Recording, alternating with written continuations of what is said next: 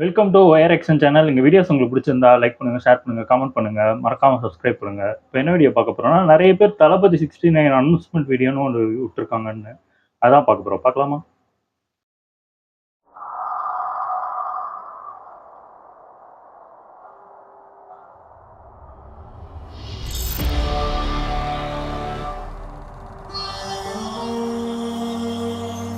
ஓ, கடைசி படம்னால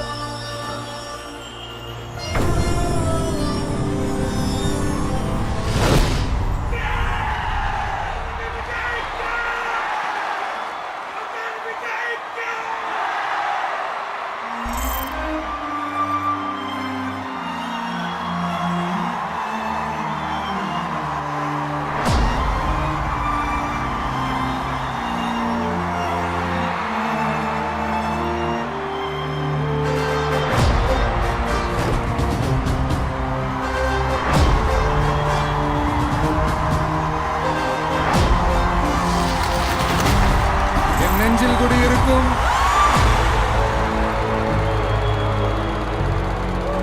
சூப்பராக இருக்கு.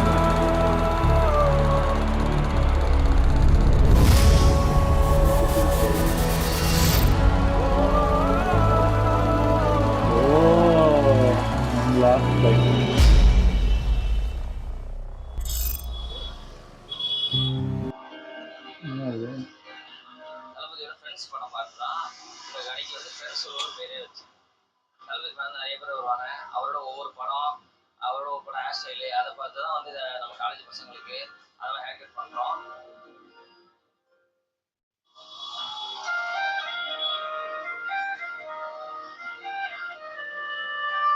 பிரியமுட படம் ரிலீஸ் ஆன தான் நம்ம பிறந்தோம். அதனால பிரியமுட விஜயில் அவனுக்கு பேரே வச்சுட்டோம்.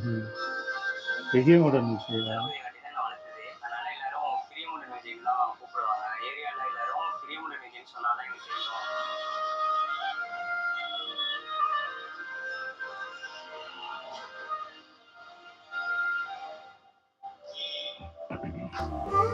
ரொம்ப வருத்தமா இருக்கு. இன்னும் ஒரு படம் தான் இந்த மாதிரி தியேட்டர்ல பார்க்க போறேன்ட்டு.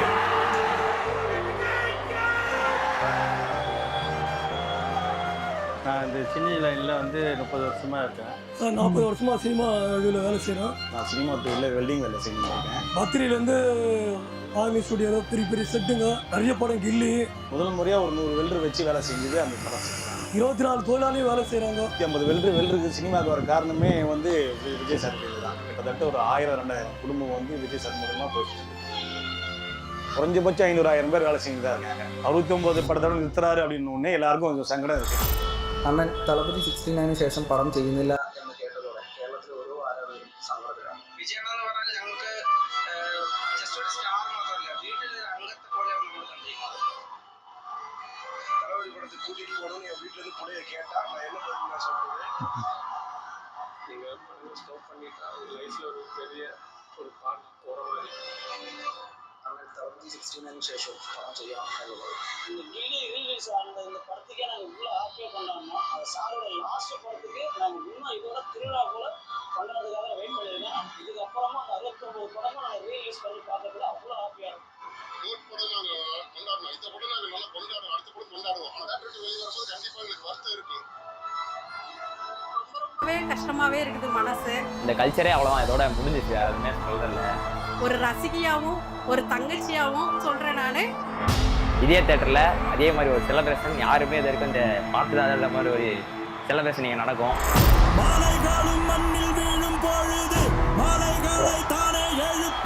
கொரோனா பீரியடில் வந்து தேட்டரே மூடலாங்கும் போது இவர் ஒருத்தர் தான் ஃபைட் பண்ணி இந்த மாதிரி தேட்டருக்கு தான் கொண்டு வருவேன் என் படத்தை, என்னை நம்பி ரசிகர்கள் இருக்கிறாங்க, ஊழியர்கள் இருக்காங்க, தேட்டருக்காரங்க இருக்கிறாங்கன்னு சொல்லி ரொம்ப ஃபைட் பண்ணார். ப்ரொடியூசர் எல்லாருமே கம்பல் பண்ணாங்க, இந்த மாதிரி முடியல எனக்கா பொறுமையாக இருன்னு சொல்லி. அவர் கொண்டு வந்ததுனால தான் நாங்கள் தேட்டர் இப்போ நடத்திட்டு இருக்க. இல்லை நாங்களாம் அப்பவுமே க்ளோஸ் பண்ணிவிட்டு வேற ஒரு குழப்ப தேடி போயிருப்போம்.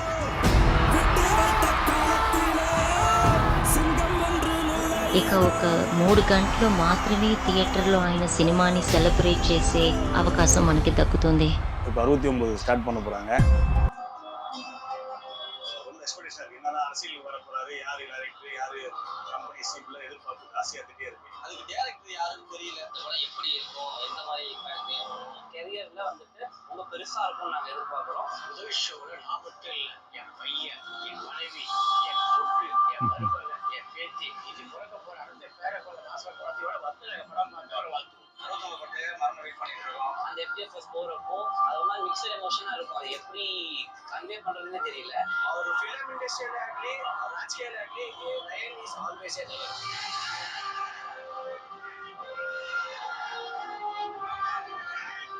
தளபதி 69 வெயிட்டிங்.